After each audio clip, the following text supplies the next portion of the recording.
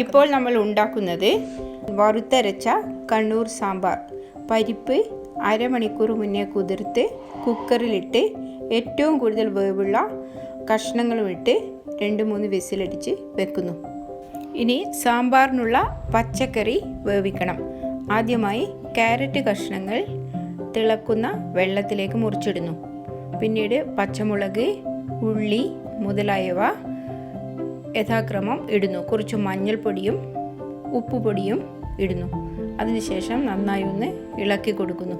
2-3 minute കൊണ്ട് അവ നന്നായി തിളച്ചു വന്നു. കഷ്ണങ്ങളെല്ലാം ഏകദേശം വെന്തു വന്നു. ഇനിയാണ് വെണ്ടക്ക ചേർക്കുന്നത്. ആദ്യമേ വെണ്ടക്ക ചേർന്നാൽ അത് കുഴഞ്ഞു പോകും. അതൊന്ന് കുറച്ച് വേവുമ്പോഴേക്കും പുളി വെള്ളം ഒഴിക്കുന്നു. അവയൊന്ന് ഇളക്കി 2 മിനിറ്റോളം തിളക്കാൻ വെക്കുന്നു. അപ്പോഴേക്കും കഷ്ണങ്ങളെല്ലാം ഒരുപോലെ വെന്തു വരുന്നു. അതിനുശേഷം കുക്കറിൽ ആദ്യം വേവിച്ച് വെച്ച തുവരപ്പരിപ്പും ബീറ്റ്റൂട്ടും കൂടി ഉള്ളത് അതിലേക്ക് ഒഴിക്കുന്നു. അവ ഒന്ന് നന്നായി തിളച്ചു വരുമ്പോഴേക്കും അരച്ചു വെച്ച അരവ് സാധനങ്ങൾ അതിലേക്ക് ഇടുന്നു. അതിനുശേഷം സാമ്പാർ 2 മിനിറ്റ് തിളക്കണം.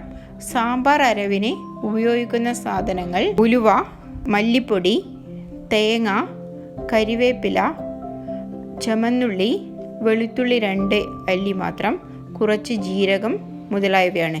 വെളിച്ചെണ്ണയിൽ നല്ല ബ്രൗൺ കളർ ആവുന്നവരെ നന്നായി വറുത്തെടുത്ത് അതാണ് മസാലയായി അരക്കുന്നത്. സാമ്പാർ നന്നായി തിളച്ച് വന്നിട്ടുണ്ട്. അതിൽ നിന്ന് കുറച്ചെടുത്ത് രുചി നോക്കി മുളകോ ഉപ്പോ മറ്റോ വേണമെങ്കിൽ അല്പം കൂടി നമുക്ക് ചേർത്ത് കൊടുക്കാം. പിന്നീടാണ് തക്കാളി ചേർക്കുന്നത്. തക്കാളി ആദ്യമേ ഇട്ടാൽ അത് അടിഞ്ഞു പോകും. സാമ്പാറിന് കൂടുതൽ പുളിയും തോന്നും. കുറച്ച് കരിവേപ്പിലയും ഇടാം.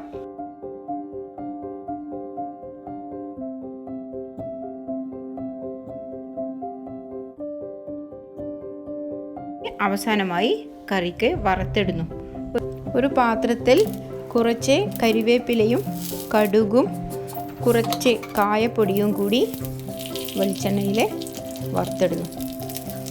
സാമ്പാർ കുറച്ച് സമയം അടച്ചു വെച്ചതിന് ശേഷമാണ് കഴിക്കേണ്ടത്. ഈ സാമ്പാർ ഇഡ്ഡലിക്കും ചോറിനും ഒരുപോലെ ഉപയോഗിക്കാം.